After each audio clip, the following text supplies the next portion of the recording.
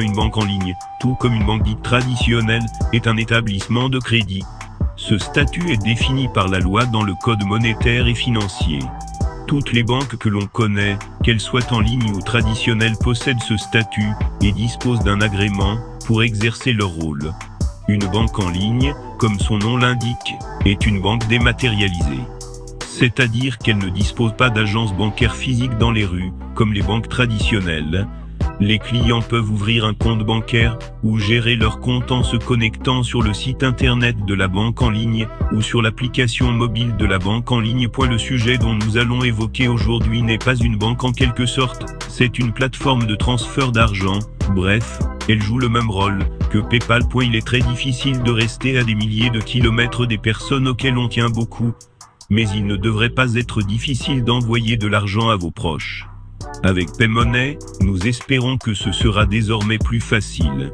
Paymoney est un système de transfert d'argent en ligne qui garantit une transaction fluide, du prépaiement au processus de paiement. Ce code source a été programmé dans plusieurs langages tels que le PHP en majorité, le JavaScript, le HTML et autres codes. Il comporte plus de 18 000 fichiers et une base de données avec plus de 60 tables.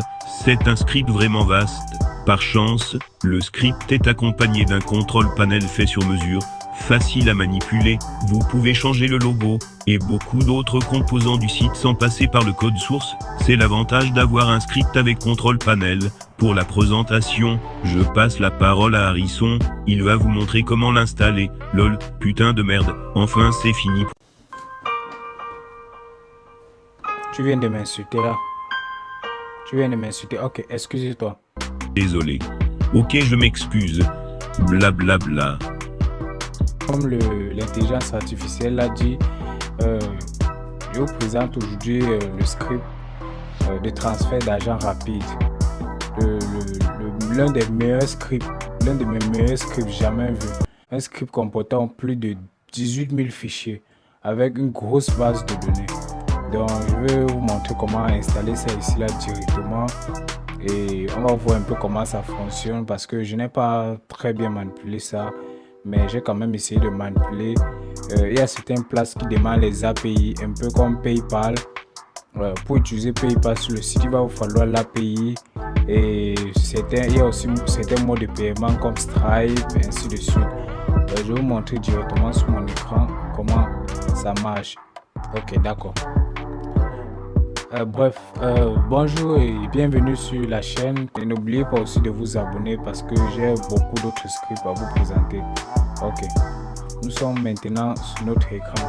Comme d'habitude, si je ne vais plus revenir sur comment installer OneServer et autres. Donc, pour ceux qui connaissent déjà comment installer tout ça, je vais juste vous montrer comment mettre en place le script.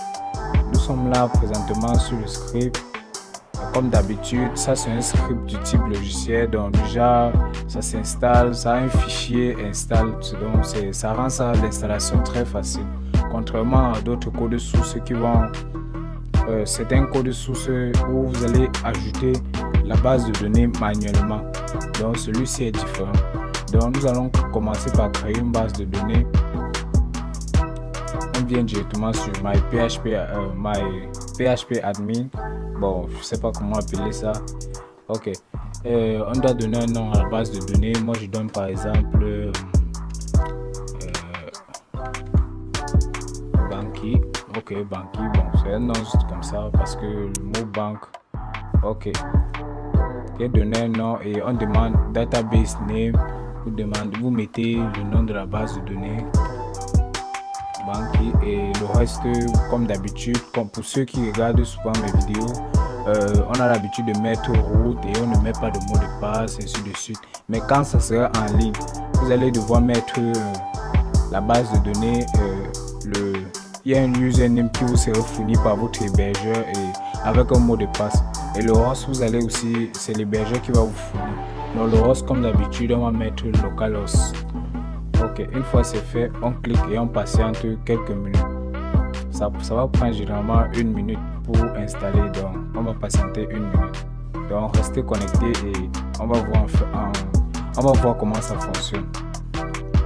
Je sais que c'est un peu difficile pour moi de parler puisque je parle anglais normalement.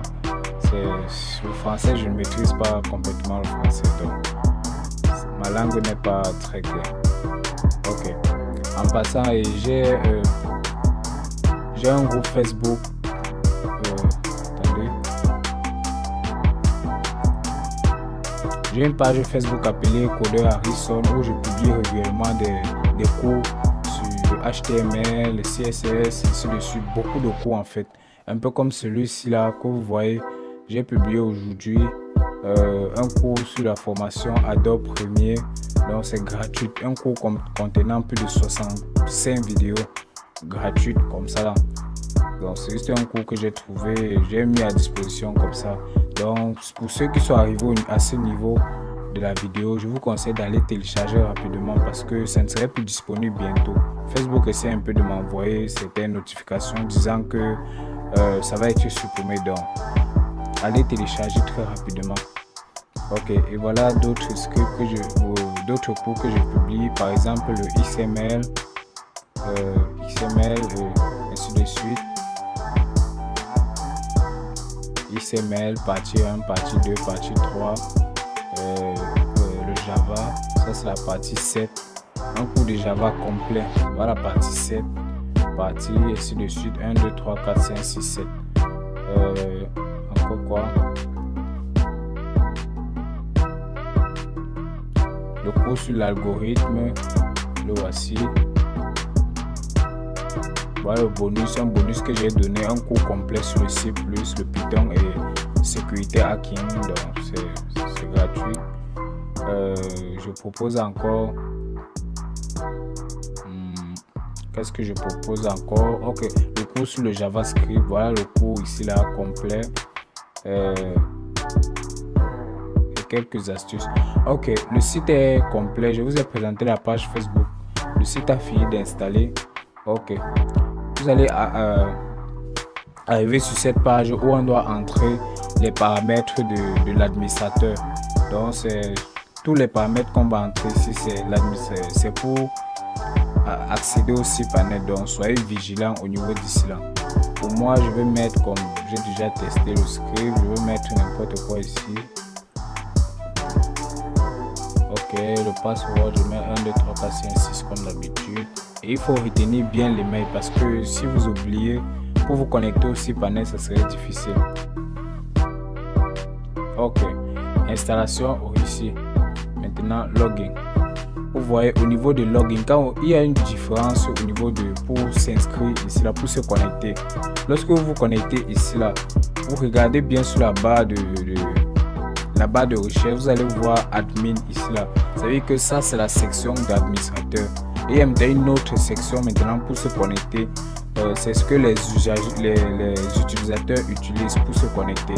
Donc ça c'est pour administrateur. Je mets administrateur. On va commencer d'abord par se connecter au cPanel. Vous allez voir, on va essayer d'activer le mode de paiement PayPal pour faciliter le test au niveau du site. Ok, on va partir. Je mets le mot de passe comme d'habitude. Ok, voilà à quoi ressemble le cPanel du site. C'est très facile à manipuler. Donc voilà ça, admin. Ici vous pouvez ajouter un autre administrateur. Par exemple, vous cliquez là sur ajouter administrateur. Merchant, bon, je n'ai pas encore trouvé ce que cela signifie. Les transactions, toutes les transactions qui vont être effectuées vont s'afficher ici là. Donc c'est un peu vous le boss du site. Vous allez voir, tout va s'afficher ici. Deposit, ainsi de suite, transfert, ainsi de suite. Les emails, template d'email. Ici là, ça c'est une partie que vous allez gérer donc précisément. Donc vous voyez souvent certains emails que vous recevez et c'est bien designé tout ça. Donc c'est sur cette partie que vous allez pouvoir designer tous ces templates. Par exemple quoi, un email de transfert peut-être de paiement. Vous voulez peut-être envoyer les mails de transfert de paiement. Voilà ça. Ça vient sous forme de code. Voilà, c'est ici là. Voilà ça. Vous modifiez juste, vous modifiez, ainsi de suite. Vous modifiez. et c'est comme ça que ça va. Ça c'est pour les emails, parce que quand vous allez faire, si vous avez à constater dans certaines plateformes, quand vous vous inscrivez, vous faites n'importe quoi, vous recevez un email automatique. Ce n'est pas quelqu'un qui est caché derrière pour vous envoyer, écrit ça pour vous envoyer. Non, c'est en fait, je vais dire ça comment, c'est automatique. Si vous voyez un peu, c'est automatique. Donc déjà, vous venez seulement, vous l'administrateur, vous venez vous paramétrer un peu comme celui-ci. Sender ID. Donc vous voyez les trucs qui sont entre parenthèses. Si ça, ce ne sont pas les trucs à toucher. Donc je vais dire quoi, en fait c'est ça qu'on doit modifier. Tout ça, vous venez vous modifier, vous mettez l'ID de la personne à qui vous voulez envoyer, ainsi de suite. Vous modifiez. Voilà, ça a plusieurs langues, ainsi de suite. SMS template, c'est aussi le même processus. Bon, passons à, bon, au niveau de la vérification, vous pouvez insérer la méthode de vérification par mail. Donc, tous les sites de transfert d'argent ont toujours ça. Pour rendre, par exemple, quelqu'un peut venir s'inscrire et il met une fausse adresse email, ça, juste pour tester comme ça là, et ça donne une mauvaise image aussi. Donc, c'est pas très bien. Ok. Currency, bon, je vais d'abord laisser celui-ci. Je vais passer à comment designer. Bon, pour designer, c'est simple. Vous allez aller sur Setting, vous allez voir le nom du site, vous pouvez changer, vous mettez peut-être Harrison. Le logo, vous choisissez, bon, je vais prendre un logo au hasard. Je prends celui-ci. Ok, je supprime celui-ci. Ok. Ok, ça a été ajouté. Maintenant le fabricant, bon, vous connaissez ce que c'est le fabricant. Dans les codes, tout ça, login via. Donc on vous demande au moment de s'enregistrer, soit on demande le téléphone, soit on demande email au téléphone. Ainsi.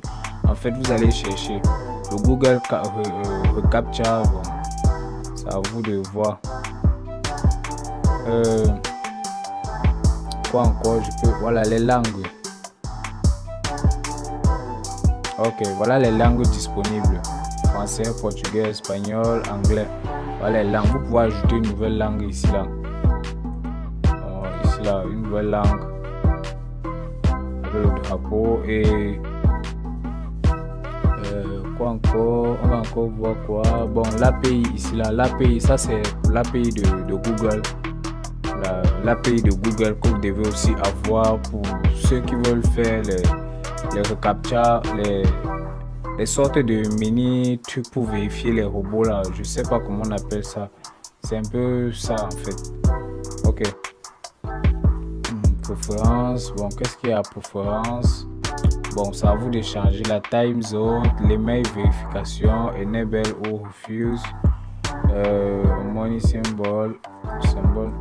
Ok, bon, passons maintenant aux moyens de paiement. Ça c'est la partie, c'est que c'est la partie qui intéresse beaucoup de gens. Je sais vraiment que c'est cette partie qui intéresse beaucoup de gens, parce que j'ai juste fait ça pour rallonger un peu la vidéo, parce qu'il y a certains qui ne vont pas arriver à ce moment de la vidéo. Donc pour ceux qui vont arriver ici là, c'est pour ça que j'ai fait exprès de durer cette vidéo comme ça. Bon, pour insérer le mode de paiement ici là, voilà d'abord tous les modes de paiement disponibles. Les voici. Mais on sait tous qu'il y a le héros aussi là. On sait tous que principalement les gens utilisent soit le héros soit le dollar. C'est un peu fréquent.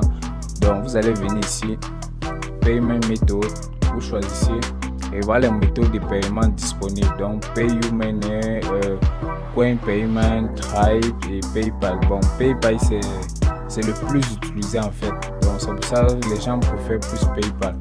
Donc pour PayPal, vous venez ici là, vous allez mettre vous allez aller sur PayPal développeur. Pour PayPal pour développeur, vous allez chercher un profil là-bas. Si vous avez un compte PayPal, on va vous donner une API, un client secret. Par exemple, moi, bon, j'ai trouvé une API sur internet que quelqu'un a fourni. Bon, ça là, c'est juste un faux truc, ça ne fonctionne pas. C'est juste pour tester, pour vous montrer. Ok, client secret, bon, je mets n'importe quoi. je sais que ça ne va pas fonctionner parce que j'ai déjà testé ça et ça ne va pas fonctionner en fait. Donc si vous mettez votre vrai ID avec le secret client, le code client en fait, ça va donner parfaitement.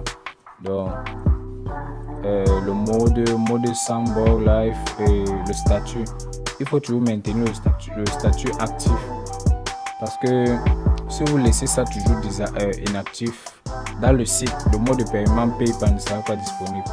Ok, actif. Une fois c'est fait, vous cliquez sur update. Ok, ça a été fait. Maintenant vous effacez toute cette adresse là, soit vous cliquez sur logout ici là. Bon, moi je préfère aller ici là, j'efface complètement. Ok, voilà le site en question. Le logo a mal chargé parce que ce n'était pas sur le bon format en fait. Ça nécessite en fait un très bon format. Le logo que j'ai pris n'avait pas un très bon format nécessaire pour faire ceci. Ok, voilà le site en question. Voilà ça, PayPal, ainsi de suite. Ok, vous pouvez changer la langue ici automatiquement comme ceci. Ok, voilà les réseaux sociaux, ainsi de suite. Ça c'est pour le développeur. Ok, maintenant on dit il y a s'identifier et enregistrer. S'enregistrer. Bon, ici là je vais créer un compte ici directement. Bon, je vais mettre juste une fausse adresse comme ça. Et le numéro de téléphone, bon, mot de passe 1 2 3 4 5 6 1 2 3 4 5 6 et le type d'utilisateur marchand ou utilisateur CM. Donc ok, ça c'est bien enregistré. Bon, j'essaie de me connecter maintenant.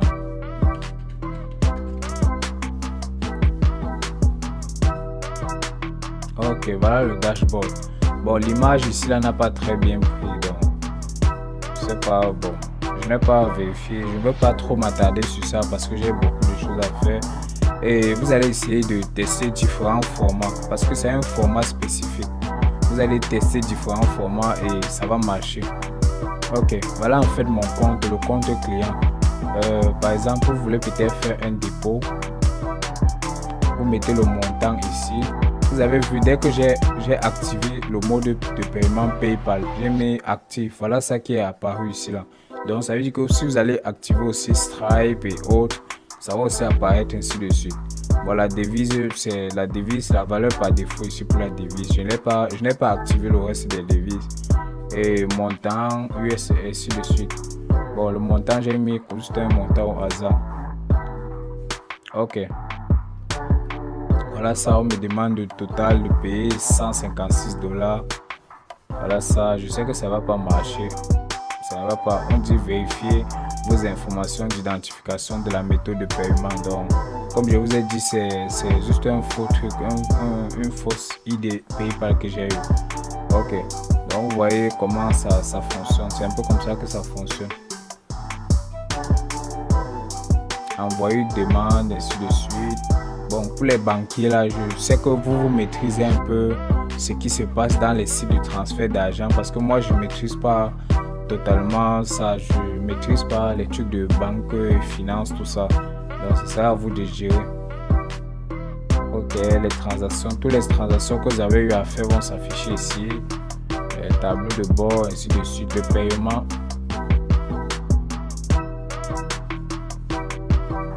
Bon, pour faire un paiement, vous pouvez aussi faire le paiement ici. Choisissez un mot de paiement, la devise USA et je sais pas pourquoi ça refuse là, mais je vais un peu essayer là le montant. Pas assez d'équilibre. Ah, peut-être mon compte est vide. Peut-être c'est parce que le compte est vide. Montant minimal 1. Ok, $1. Pas assez d'équilibre. Je mets peut-être. Je sais pas pourquoi ça refuse. Choisissez.